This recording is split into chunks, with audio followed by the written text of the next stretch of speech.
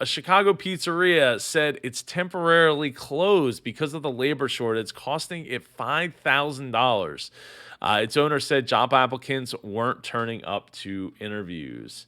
So the bullet points here, and I'll link this article down below. The pizzeria in Chicago couldn't open on Sunday because it's of short staffing, costing it $5,000. Its owner said. The owner of Coal Fire Pizza said some staff had quit for higher paid jobs at larger restaurants.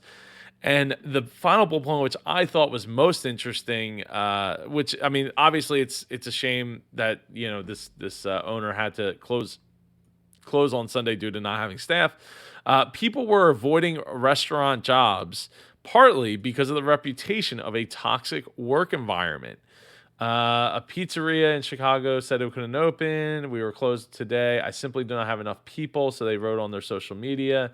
In nearly 15 years of selling pizza, this has never happened. Coal Fire had boosted its starting salary for cooks with little to no prior experience from $15 to $18 an hour. Staff also got paid time off and overtime pay and were able to enroll in a health plan with half the costs by the company. Independent restaurants say they struggle to compete with bigger companies on wages and benefits. Businesses across the U.S. are suffering from a huge labor shortage, making it harder for them to find last minute cover when their staff are ill. Other restaurants have had to close with little notice after suddenly finding themselves short-staffed, such as Pennsylvania Chicken Restaurant that was closed for a day, and a Georgia Burrito Restaurant that temporarily cut its opening hours after its entire staff quit. Oh, that should open that article up there. Oh, it's on for Business Insider. I'm gonna have to sign up for some of these sites. I just don't want to have to. Yeah. Anyway, Americans quit their jobs in search of better wages, benefits, and rising cases of the Delta, or were also deterring some people from applying to jobs. Yeah. So I mean, it's the story of 2020, 2021, and the continued effects of what's going on. And look, the biggest companies they have the most amount of money, they have the most amount of funds and revenue and public trust for them to go to buy from. So they're going to have the best opportunity to get those employees, and that's why link the video up here. Where I talk about, like, let's change what benefits, what differentiators you can offer for your company to attract people, right? Try to think outside the box. So in one case, talked about the you can write off $5,200 in an education benefit to your employees so they can go and get tuition, and you can write up to 5,200 off for books and the tuition.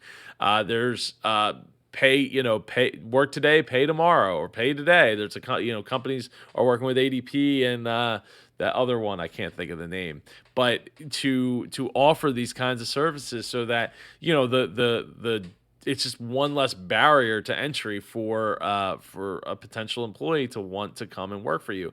Looking at offering health benefits is another opportunity.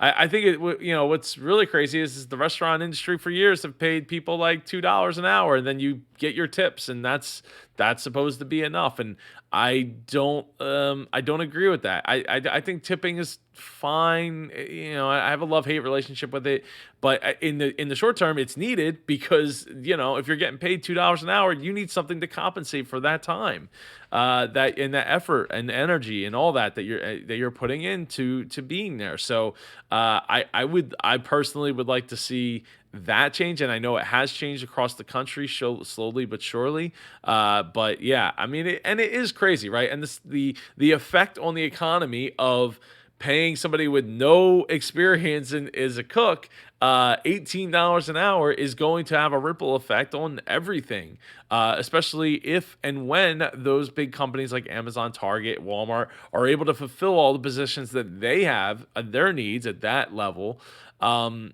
you're paying somebody $18 an hour, like somebody was making $19 an hour and they're an experienced cook, or $20 an hour and they're an experienced cook. Well, now they want to make more money too. And it does start to create a groundswell of issues for towards inflation that, could take a few years to catch up. With that said, if you watch the video that I recommended in a previous video about the real reason the economy might collapse from Richard or Robert Reich, that says that productivity is the X factor of how these companies have been able to create so much wealth so rapidly, and wages have almost stagnated over the last 20, 30 years. So, these are the types of things where when productivity goes up, the wages need to be in check as they, to increase with them, and they haven't been.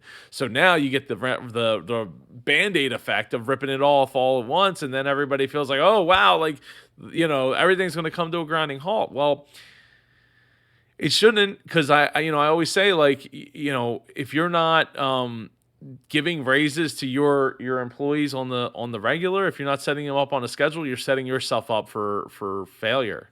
Because they're going to want a raise at some point. It's like, oh well, I didn't get a raise every 3 months, I didn't get a raise every 6 months, I didn't get a raise every year. Now it's 2 years later, and I need all these raises. And you're like, whoa, I didn't prepare for all that. Well, guess what? You should have been, because the cost of living goes up every single year. Inflation goes up every single year, 2%. Productivity is going up every single year as technology gets better, and you got to be able to keep pace with that.